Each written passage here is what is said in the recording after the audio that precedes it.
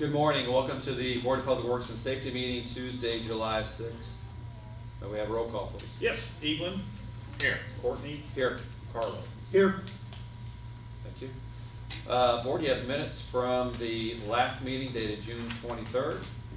Have a recommendation to approve those minutes? I make a motion we approve the minutes of the June 23rd meeting. Mayor, I'll second that motion. Any discussion? All in favor, please say aye. Aye. All opposed? Thank you. Moving on down through the agenda, we'll go to new business and invite Deputy Mayor Minnie McGee to speak about the Main Street Road project that's being funded by our Community Crossings grant. Good morning, Board. Wanted to give you all an update for the road maintenance plan for the summer, which is our CCMG project, actually from last fall's CCMG. And as you know, we've had some discussions back and forth. This was intended to be a rejuvenation maintenance program for Main Street, just to sort of get us through to where we can do the big overhaul on Main Street and get new roads. So just trying to extend the life and make some small improvements in the interim. We've gone back and forth a little bit on what product would work best, plus the road has significantly deteriorated even in the last year since we made application. So we've worked with the engineers, we've worked with the contractors to try and come up with what I think is a good temporary plan, temporary meaning, 2-3 years. And so I wanted to present that to you today. Road work will begin, this project will begin next week, the week of July 12th. I think that's next week. And I wanted to give you an overview of the way it will work. This is a long stretch of road, as you know, so from Jefferson Street all the way to Highway 62, including that short section of lots of patches. When we went through with the contractors and looked at areas of the road that needed to be repaired before they could be sealed, there were almost 200 of them.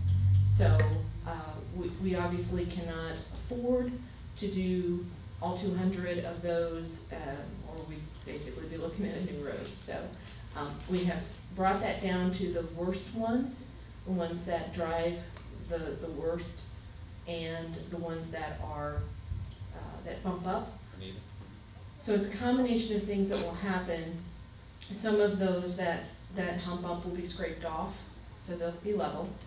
Some of the worst patching will be cut out, milled out, and filled.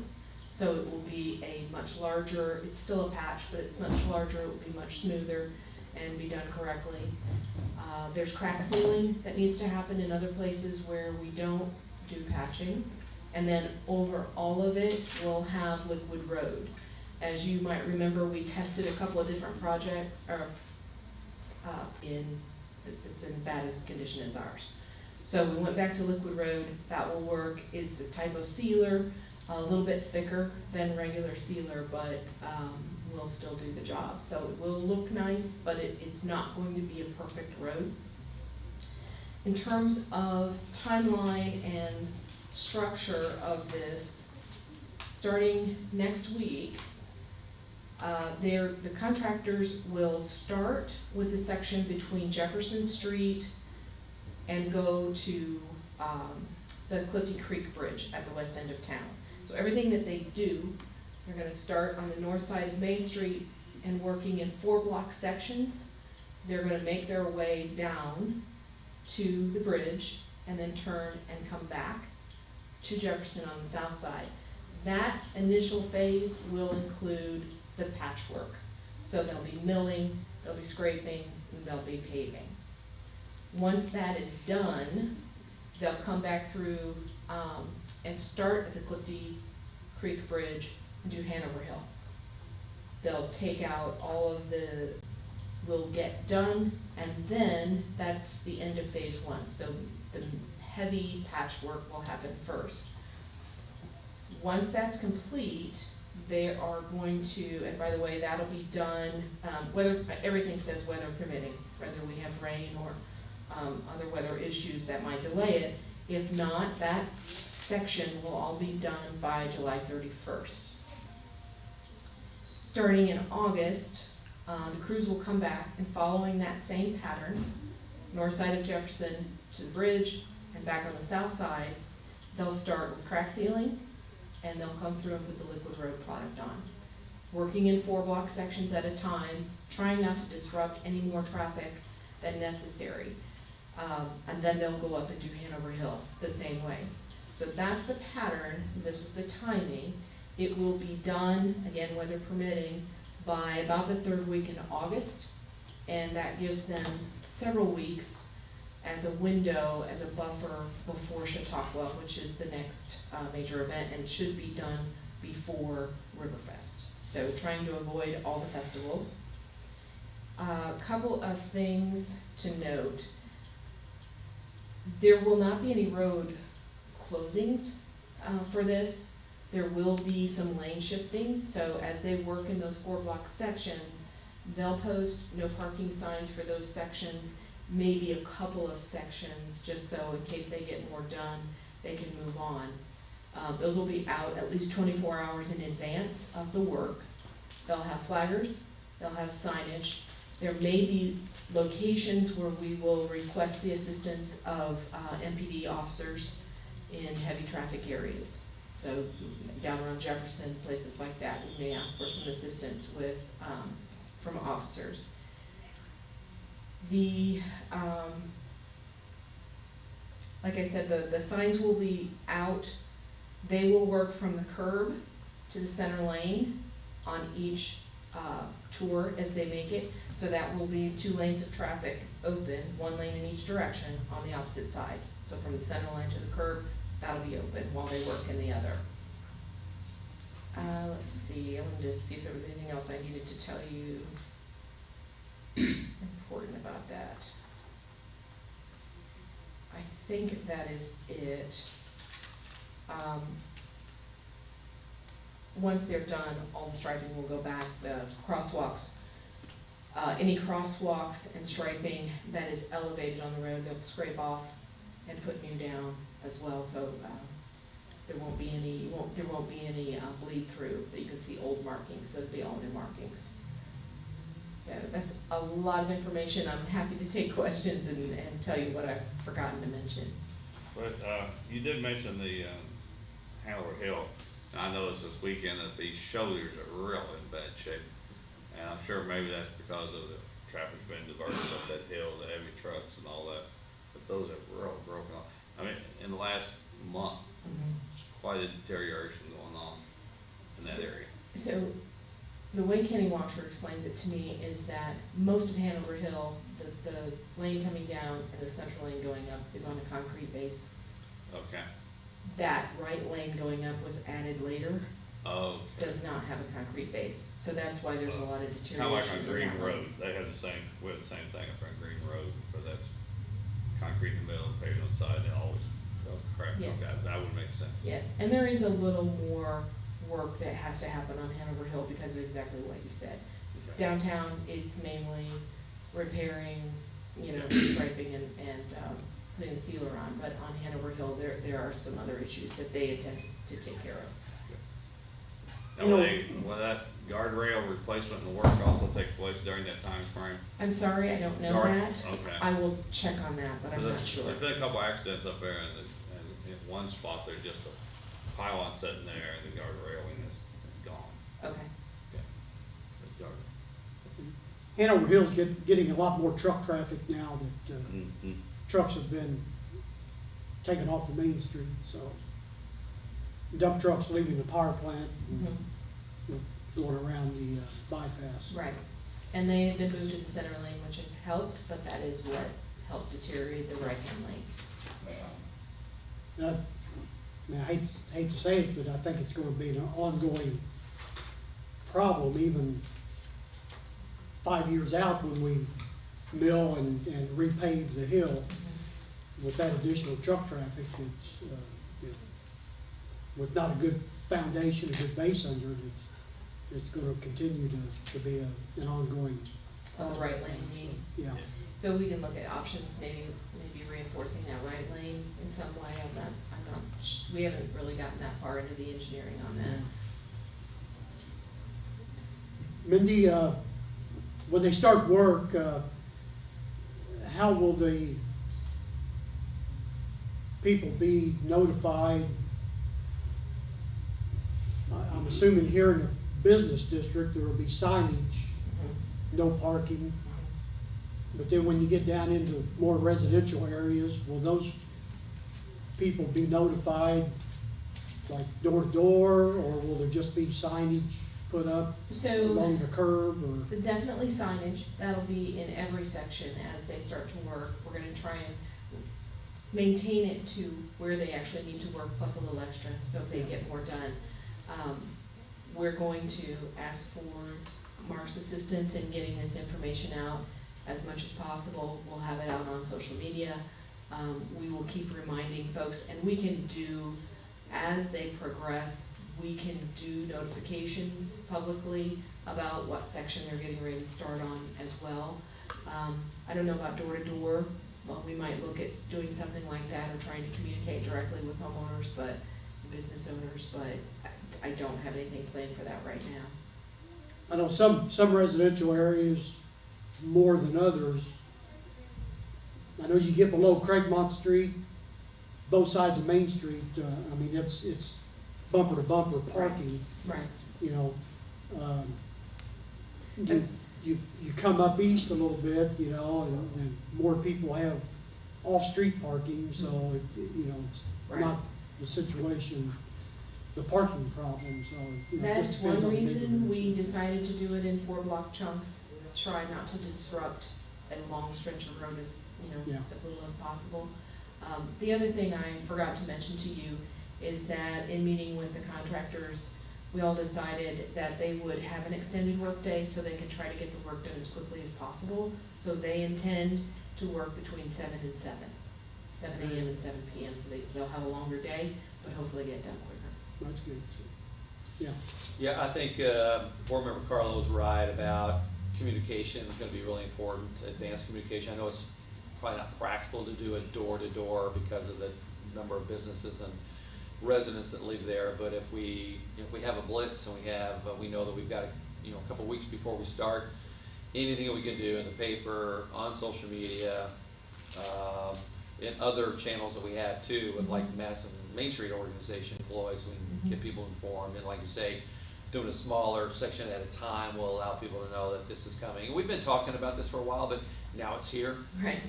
Mindy, what, we do a Paiser rating. Where are we at? What is Main Street's Paiser rating? Because, one of our discoveries and why we applied for the federal highway grant was the long-term deterioration of, we call it Main Street, but former Highway 56 all the way to the top of Hanover Hill.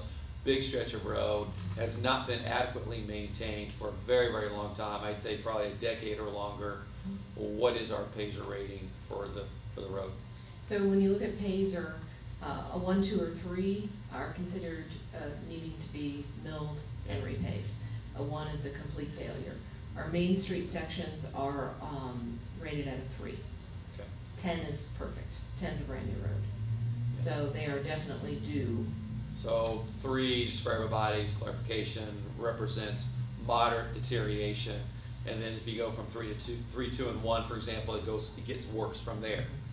And that's just an example of the fact that this particular stretch of road, high traffic, had a high volume of truck traffic until about a year ago when we modified our ordinance to move truck traffic around the bypass, but has experienced significant deterioration.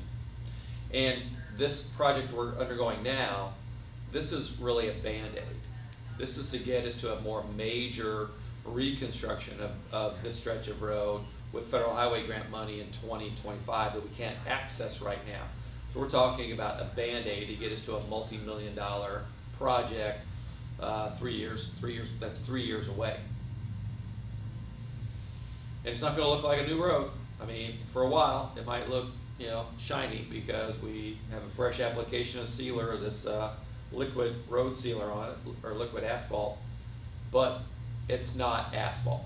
Right. All right, it's not like milling out the entire street and putting brand new asphalt or concrete on it unless it's an area that is really failing, and that's where we're gonna be maintained. But is there concrete repair being done on Hanover Hill? I think a good section of that is concrete, isn't it? There might be a small portion of Okay. concrete, but there was some work that we were originally intending to do around the bridge, the aprons of the bridge. That is concrete now. Some of that has started to chip away. We intended to do a crack and seat there and remove that and replace it with the restructuring that NDOT allowed us to do to get more of the patches taken care of on Main Street. We actually removed those. They will patch those instead of replacing the concrete. There is a small amount of concrete work that has to be done now. Okay. And so any help we could get, this information's very helpful. You know, we get that in the paper, for example, that will help inform the community this is happening. And then the next steps we're also talking about is, you know, just how, are we using the thermoplastic striping? Yes. So that'll certainly help. And this will also, you know, bring our crosswalks up to a better safety standard because everything's worn off. And we have some very busy crosswalks that are not at lighted intersections. Thank you for bringing that up. I forgot to mention Okay. that as well. So there are two intersections that are not at stoplights. That's at Vine and Mill. We have crosswalks currently on both sides of those intersections, so it's 4 crosswalks total. We are putting those back. That is a benefit of taking over the road. When it was in DOT, had we done anything like this and removed those, we wouldn't be able to put them back, not at a stoplight. We can put them back, but it has to have increased safety. So we will put them back, but we'll have lighted crosswalk signage for those. I don't know if the signs will be solar, if they'll be flashing, if they'll be constant. There will be some signage leading up to them that there's a crosswalk coming, and there will be some sort of lighted safety feature on that signage. So that will help. Those are both busy sections, crosswalks, and it's a little bit dangerous to cross there, so that will help.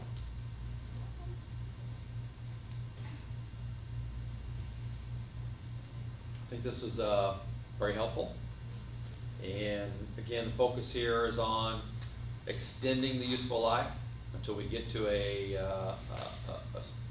larger investment for remediation. And it's also to improve crosswalk safety. So I think that the plan that you have here in front of you, plus additional information that we'll present later, will show that we're on the right track to, again, recapture our former state highway into a main street that's going through our mostly residential neighborhood now, after we get past our central business district. Any questions for Mindy? Looks like a good plan. Yeah. So, There's been a lot of planning in this plan. If you fail to plan, then you plan to fail. Thank you. Thank you, Mindy. That's really it for new business. We had hoped to have the executable contract for the company that was awarded the Crystal Beach rehabilitation plan. That'll be on the next Board of Works agenda. We had already awarded that bid, and then what we'll have this board do is actually approve the construction contract. That'll start in August. August is going to be a very busy month for us from a construction standpoint because we'll start the rehabilitation of Crystal Beach. All right, moving on. Claims. Mayor, we had an opportunity to review the claims. With that, I'll make a motion that claims be approved as submitted. I'll second David's motion. Okay, appreciate that. Any discussion? Well, I did have, there's one tow truck charge David and I talked about on a trash truck that was taken somewhere. Trash truck was towed to Louisville. Our trash truck was towed a little, okay. I'm just wondering what happened there. We couldn't do the repairs locally, or? We had 2 trash trucks, I think, that actually suffered some maintenance issues that took them out of service, We which did. puts pressure on us, but go ahead, Mindy. We did, and I know that that one had to be towed, because we couldn't do the work ourselves. I can't remember exactly what they said the issue was with it. But we have, it's, you know, trash trucks are another thing that we have, they limp along and we keep getting them in service, but that is gonna be an expense that we're gonna face, sooner as opposed to later. Was that like an engine or a transmission? So you remember? I can't remember what Tony told me the issue was. Sounds expensive. Needs all across the city are very, our equipment needs are very significant because we're dealing in some instances with equipment that's, you know, 20 and 30 years old. And so that's the other thing we're trying to do is deal with those large capital expenditures that are necessary all across all departments in the city. Except the police department, they seem to have very nice vehicles, chief. How's that work out? To keep it going, please. Yeah, there you go. But no, we have to keep investing in the city, and that's something we're constantly working hard to do, is find the dollars and the resources, because we cannot have some of our equipment. You know, one of the things I'm going to talk about here in just a minute is about asset management. Our equipment's no different than that. We have lots of large equipment that is very expensive, that needs to be on a capital replacement plan, and that's what you'll see in our future budgets, is more funding for capital. It feels like our equipment, we do make as many repairs as possible. We take it, we outsource it when we have to. They sort of limp along, but that's going to come due at some point. In the last year, it feels like several of those pieces have given up the ghost, and we've had to replace several already, but we need a capital plan so that the funds are available when we need to replace them. We can't not pick up trash, so, All right, thank you. thank you. Wait a second.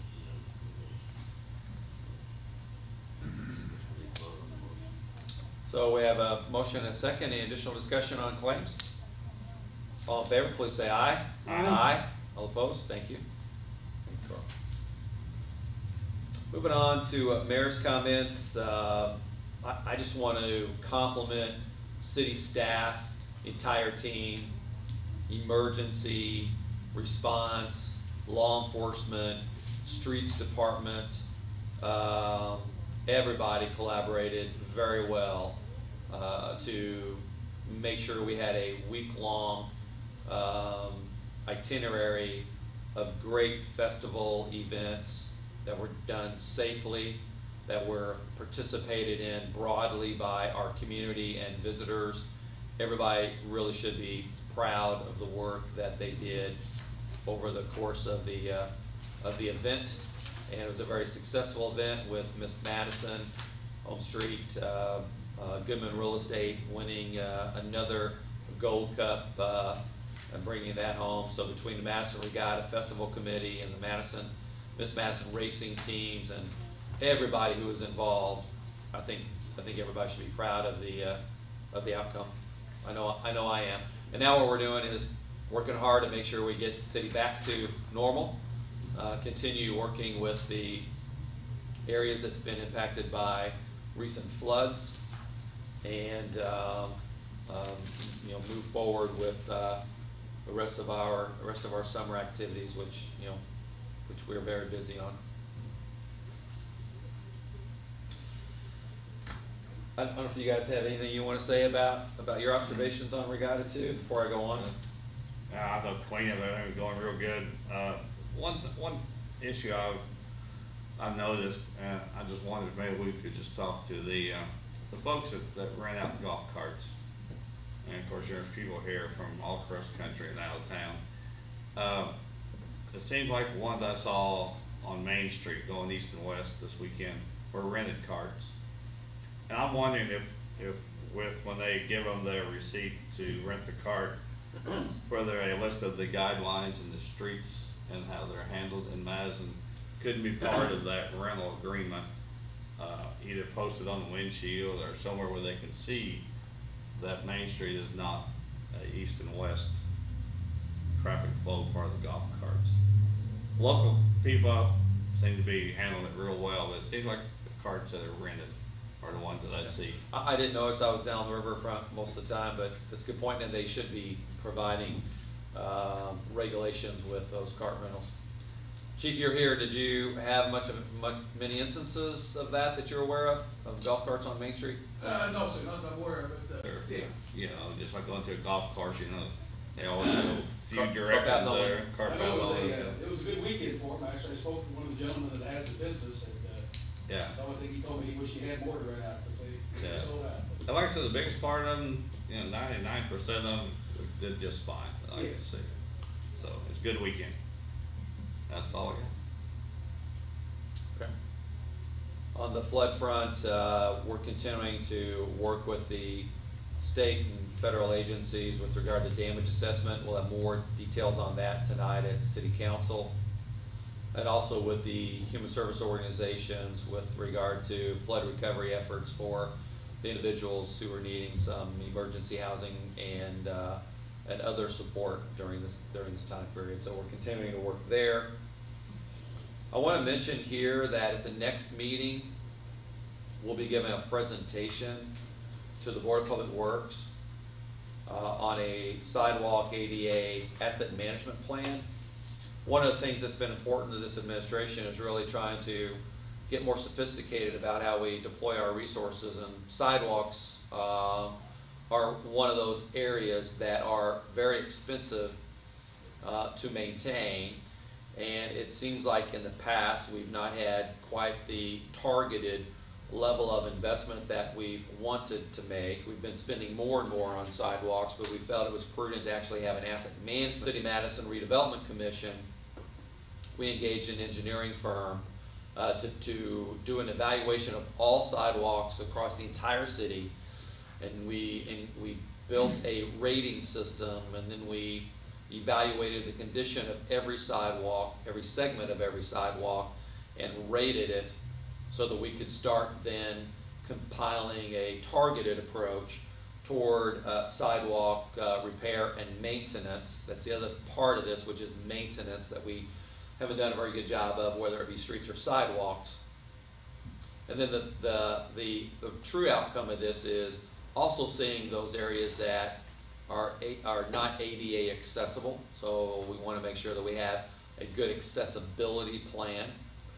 Our city budget or through the redevelopment commission to invest in sidewalks, because pedestrian activity, mobility, and accessibility are extremely important all across the city. And this plan is coming together really nicely, and we're going to make the first preview of that plan at next week's redevelopment commission. But in summary, I'll give you a quick summary, which is we have approximately 40 miles of sidewalk across the city that were inventoried and evaluated. 9 miles are in very good to excellent condition. Those are ratings of 8 to 10. We use a very similar rating system as our road Pazer rating system.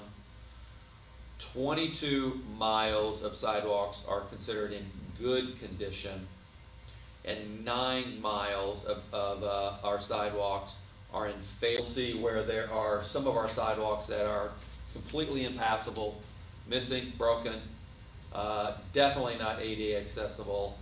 And what we are intending to do is target those worst sidewalks first, and make major investment over the next 2 years in mobility, improving mobility.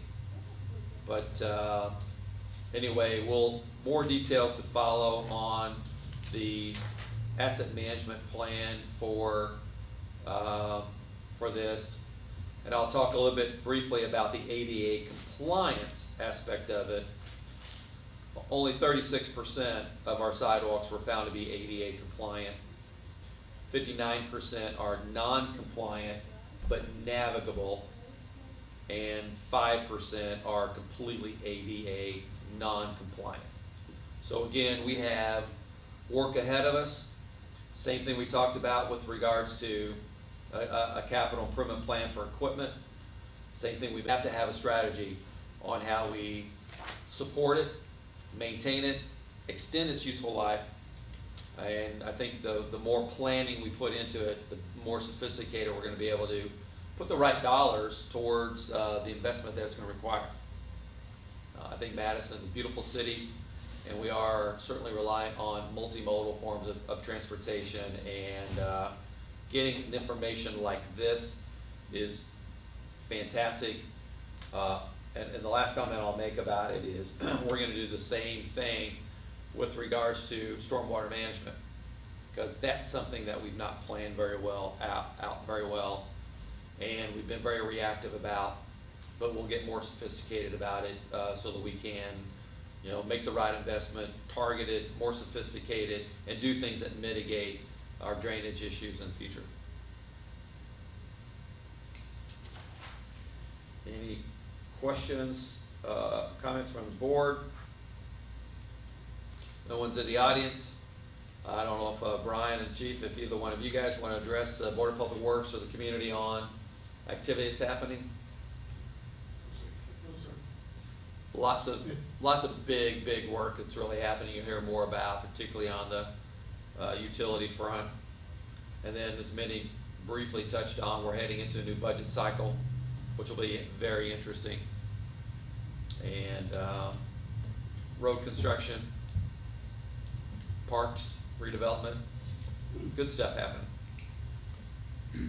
Mayor, Chief Wallace is in the audience today, so I'd like to bring up something that I brought up a couple meetings ago, the intersection of West Street and Vaughn Drive, the yellow line. I think Chiefs went down and looked at the situation. I went down, took my tape measure down, and We're talking about on parking on the south side of Vaughn at that corner? yeah. Yes. Okay. Yeah, I would agree with The present yellow line is 13 feet long, and I took my tape measure down and done some measurement, and I think we need to probably double that in order to make the turn a lot more accessible. And I don't, Chief had mentioned it, I think last meeting, but he couldn't be here. Yeah, after observing what the member Carlo brought to our attention, I agree with it, that an extension of that yellow line to the east on the south side of West Street and Bond Drive would be beneficial and create a safer turn for all vehicles. That is really become a congested area with that beautiful park we have down there. A lot of folks like to sit on that corner and have nice conversations, and with our boat ramp coming up, it's congested. So I would agree with member Carlo that we extend that, you know, at least another vehicle length to accommodate. So I think on the, maybe use this as an example, what we did on the 4th Street heading west intersection of Jefferson, I think we extended that to 20 feet in order to improve. That was kind of an NDOT recommendation. Yes. To extend to have more visibility. That would probably be very helpful there. If you're so, talking too. about trying to make a left-hand turn and it becoming very tight, particularly if someone's at the stop sign. Yes. There's a historical marker sign that's placed in a sidewalk just east of, and I think if we extended the yellow line up to that historical marker, I think that would be sufficient. So that's adding about another 10 or 12 feet to it. So. And speaking of 4th and Jefferson, I know this board had asked it to take a look at the west side of the intersection as well. It doesn't have the same issue because you're sitting up higher. It's like you can hedge out a little bit more and you're looking on a downward plane versus an upward plane to the south. So visibility is much better on the west side of the intersection than it is on the east side. So I think we're okay there. Okay. So, Joe left, but do we need a motion to, did we make a motion to change the striping, or not striping, but the curb pattern on there? You want to make a motion? We did, yes. You want to make a motion to do that here, and we can take care of Vaughn Drive at the same time? I'll make a motion that we extend the yellow line an additional 10-foot going east from, on the south side of Bond Drive from West Street. I'll second David's motion. Any discussion? Chief, you support that? I do, sir, yes. Okay. It's a good idea. Hearing none, all in favor, please say aye. Aye. All opposed? Thank you, good Thank you. recommendation. Thank you. Safety first. Or are there any other matters to discuss? And Chief DeVries, anything to address the board with? Okay. I make the motion, we adjourn. I'll second that motion. All in favor, please say aye. Aye. Thank you. Thanks, everybody. Thank you, everyone in the audience.